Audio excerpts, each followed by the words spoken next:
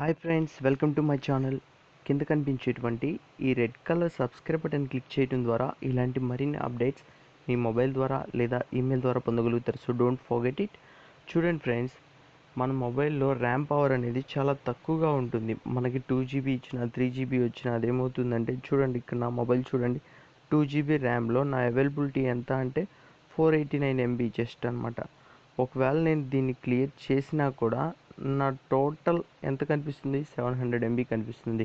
మన ర్యామ్ పవర్ని పెంచుకోవాలంటే నేను ఒక జస్ట్ టెక్నిక్ చెబుతాను, దాన్ని ఫాలో అవ్వండి. ముందుగా ఏం చేస్తారంటే మీ సెట్టింగ్స్ని ఓపెన్ చేయండి.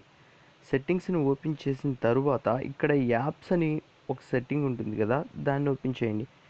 ఇక్కడ నేను చెప్పే సెట్టింగ్స్ ఒక్కొక్క మొబైల్లో ఒక్కొక్కలా ఉంటుంది ఫ్రెండ్స్, కాబట్టి యాప్స్లోనే ఉండిద్ది, చూసుకోండి మీరు కూడా. నేనేంటంటే మార్ష్మెల్లోకి అప్డేట్ చేశాను కదా 6.0కి. సో నేను ఉన్నది చూపిస్తున్నాను మీకు. అడ్వాన్స్డ్ సెట్టింగ్స్, ఇక్కడ సిస్టమ్ సెట్టింగ్స్ ఆల్రెడీ ఉంటాయి కదా, వాటిలో ఉంది నా దాంట్లో. సో సిస్టమ్ సెట్టింగ్స్ని ఓపెన్ చేస్తున్నాను. మీ దాంట్లో నార్మల్గానైనా ఉండొచ్చు, ఒకసారి చూడండి అది ఎక్కడుందన్నది. చూసిన తర్వాత మీకు ఇక్కడ మీడియా స్టోరేజ్ అనే ఒక ఆప్షన్ కనిపిస్తుంది, దాన్ని ఓపెన్ చేయండి. ఓపెన్ చేసిన తర్వాత ఇక్కడ స్టోరేజ్లో ఈ డేటా, ఈ మీడియా స్టోరేజ్ అనేది ఏదైతే ఉందో దాంట్లో డేటా మొత్తం క్లియర్ చేసేయండి. క్లియర్ చేసిన తర్వాత ఆఫ్టర్ ఏం చేస్తారంటే, మొత్తం ఇక్కడ ఏవైతే ఉన్నాయో వాటన్నిటిని ఒకసారి క్లియర్ చేసేయండి.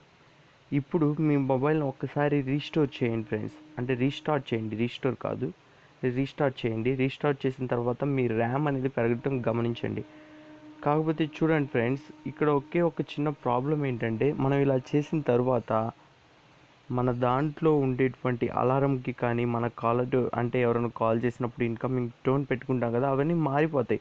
మనం మొబైల్ కొన్నప్పుడు ఎలా ఉంటాయో అలా ఉంటాయి అనమాట. సో వాటిని కొంచెం మీరు మార్చుకోవాల్సి వచ్చింది, మార్చుకోండి. ఇంకోటి ఏంటంటే, ఎప్పటికప్పుడు మన ర్యామ్ పవర్ బాగా ఉండాలి అంటే సెట్టింగ్స్లోకి వెళ్ళిపోయి ఇక్కడ మన దాంట్లో ఇప్పటి వరకు స్టోర్ అయినటువంటి డేటా ఏదైతే ఉండిద్దో, కుక్స్లో సమ్ డేటా అనేది సిస్టంలో ఎలా స్టోర్ అయ్యిద్దో ఇక్కడ కూడా అలాగే స్టోర్ అవుతుంది. ఆ స్టోర్ అయిన డేటాని ఏం చేస్తారంటే, ఇదిగోండి స్టోరేజ్ ఓపెన్ చేసిన తర్వాత ఇంటర్నల్ స్టోరేజ్లో క్యాచ్ డేటా అని కనిపిస్తుంది కదా, దీన్ని ఎప్పటికప్పుడు క్లియర్ చేసుకుంటే మన నెట్ అనేది కొంచెం స్పీడ్గా ఉంటుంది అండ్ మన మొబైల్ కూడా స్పీడ్గా ఉంటుంది.